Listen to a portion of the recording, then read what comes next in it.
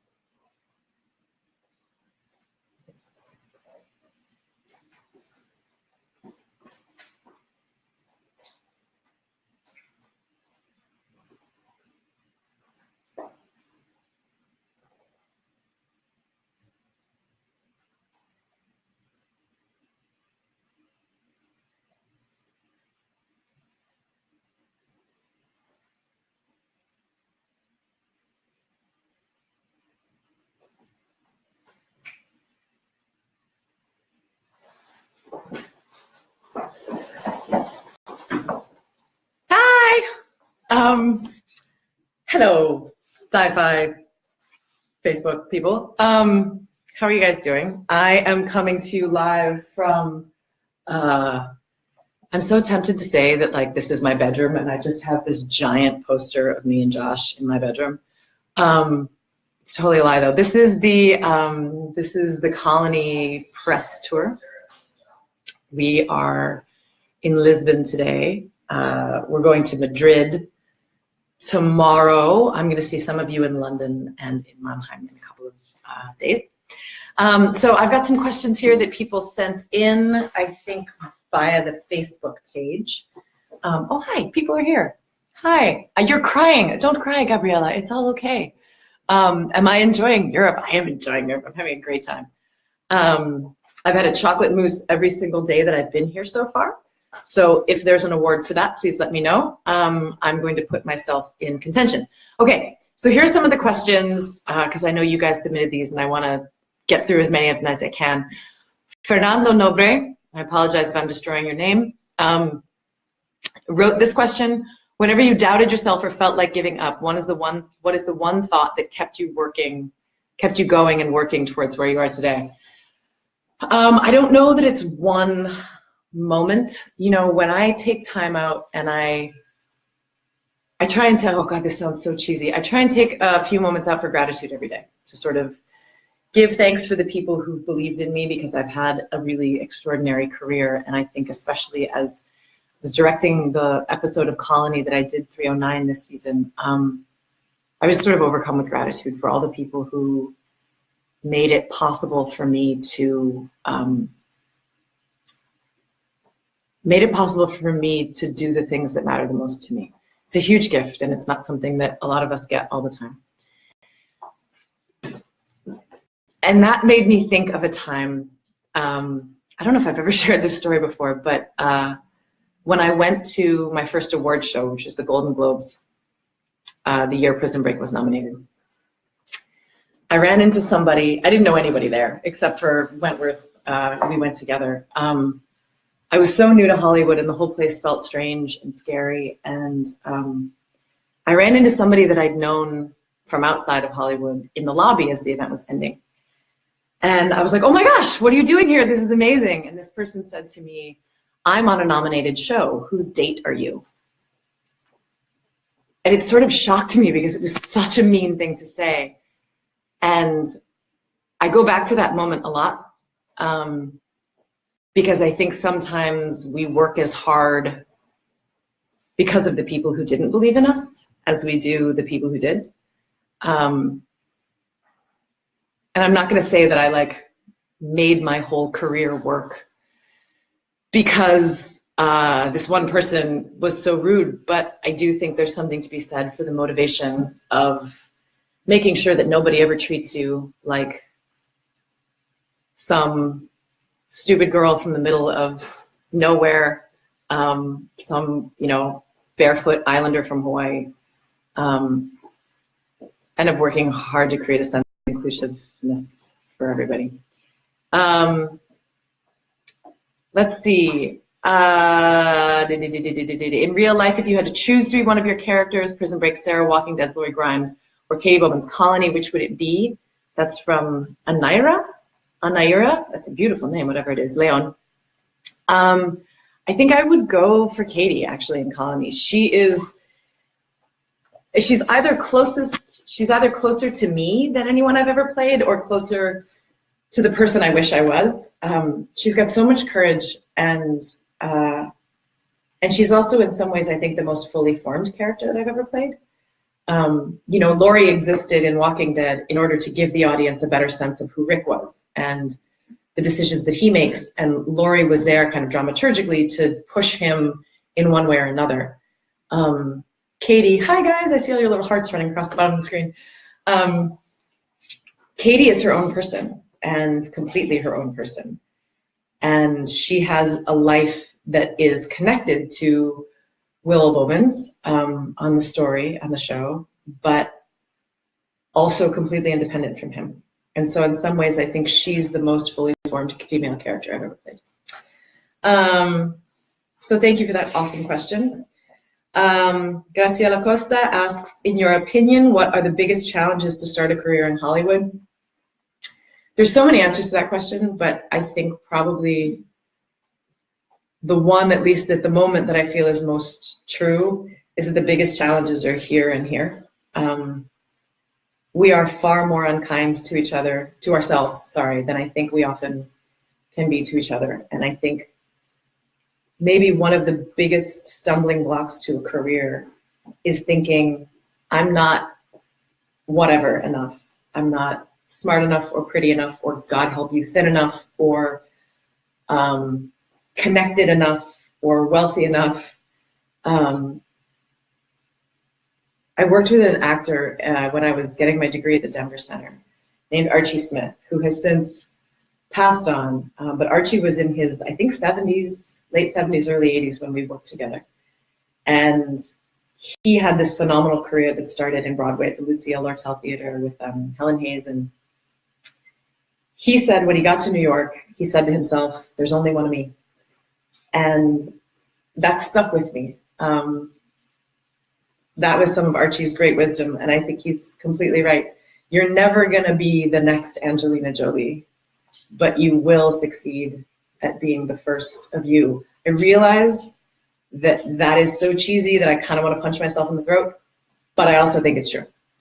Ana Maria Henriquez, I apologize. My first language is English, my second one is French, and my third is Hawaiian. I am not equipped to pronounce your names, and I really apologize. She writes, you have a vast CV in TV. Get it? CV and TV, it rhymes. Would you like to do more acting in theater and cinema? It's funny, you know, I graduated with a Master of Fine Arts in theater. I never expected to do anything that wasn't stage work. You know, you audition for what you audition for, and then you get what you get. I do miss theater. You know, I did a play at the Kennedy Center a few years ago. Theater is like boot camp for an actor. You have to find a character, you have to find a performance, and then you have to do it every night. 6 days a week, twice on the weekend, so 8 shows a week. I felt strong when I was done with it. I don't know if I need to do more movies. I've never really been in a good movie.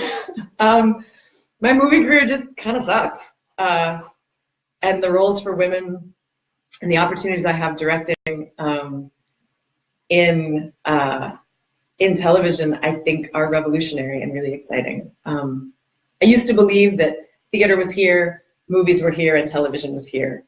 And if that was ever true, it's not true now.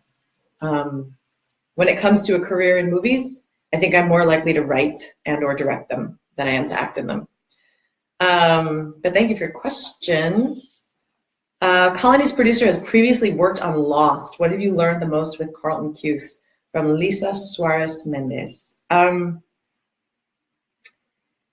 have I learned the most from Carlton? Well, Carlton's more or less the smartest man in the room, whatever room he's in. You know, he's a Harvard guy. He's super tall. The only person who can probably give him a run for his money is the woman he married. Chris is every bit as smart as he is, and probably twice as charming. Carlton, I hope you're watching this. Carlton has an ease and a grace to him that I think puts everyone else at ease. He seems, I've never seen him lose his cool. He seems grounded and kind, no matter what he's saying and no matter who he's talking to. And I think that's a sign of true leadership, that no matter what chaos is going around, he brings the temperature down and he brings a calm, wise head. I have tremendous respect for that. It doesn't come easily to me. I'm a bit more of a hothead. I'm a bit more of a passionate personality, but I'm trying to learn from Carlton. Let me just answer one more of these, and then I just want to see if there's any questions that are right here. I love him, Greece. Hi, Greece. That's not English, so sorry. Gabriella, thank you. You look beautiful too. I can't see you right now, but I guarantee you look beautiful.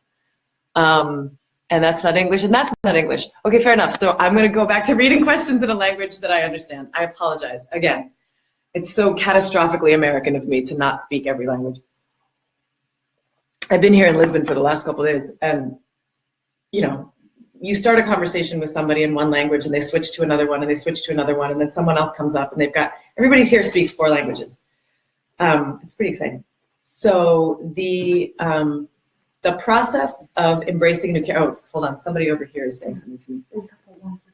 One question, how do you prepare for particularly in-depth emotional scenes or monologues? Do you have a specific preparation method? That is Sam Preston. Hi, Sam. How do I prepare for that stuff? So I've learned a lot from different actors, actually. It used to be that I worked almost exclusively with poetry. I find poetry, especially Edna St. Vincent Millay, who's my favorite poet, but poetry distills emotions down into really intense kind of modules, and it's accessible pretty quickly. And so I would work with a lot of poetry. I have a book of poetry actually that I have sides from maybe 15 projects shoved in there. And I would do quite a lot of work with that. When we were doing Walking Dead, Andy actually, I learned a lot from him, Andy Lincoln. He works quite a lot with music. And so when we were doing the scenes in the 2nd season, by Carl's bedside when he had been shot, when Otis had shot him. We were preparing for a scene that was really emotional, and Andy just leaned over and handed me half of one of his earbuds.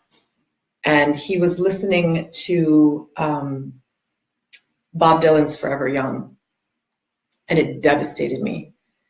And I'd seen Andy with his iPod, you know, for the whole 1st season.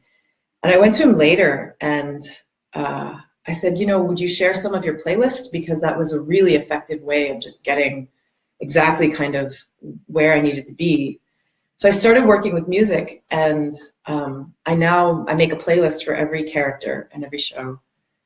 And it evolves over the course of the season. I published a couple of them, I think.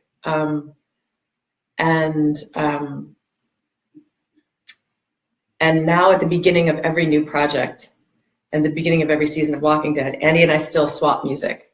You know, I'll say, oh, I'm doing this crazy new thing and I pulled up these songs. They're kind of obscure. Let me know what you think. And he'll go, oh, great. Yeah, thanks. I can use a couple of those. And I just pulled up this album. Give it a listen. It's become kind of a cool way to stay connected, not only to each other as friends, but to each other's work.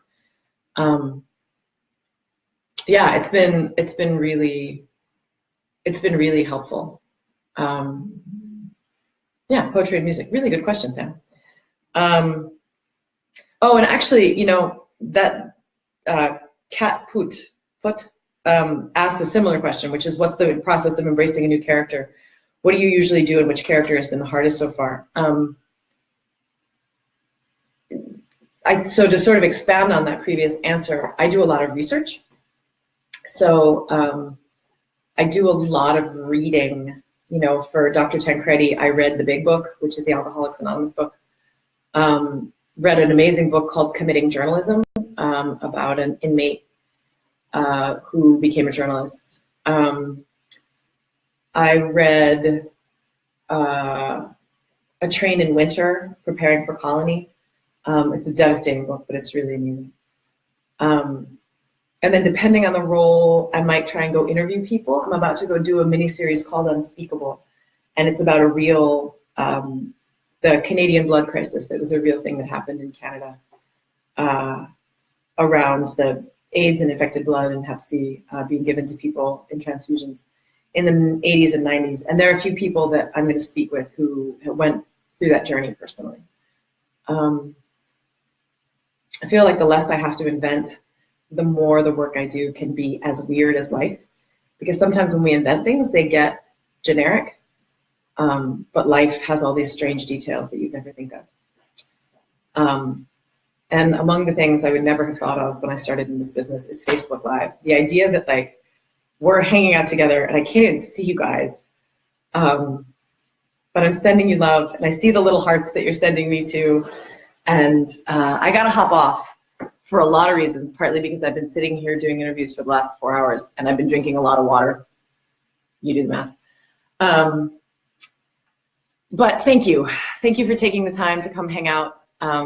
Thank you for taking the time to ask questions. Thank you for being here with me on this journey through all these different characters and all these different years. You guys mean the world to me, and I'm grateful for your support. Bye, y'all.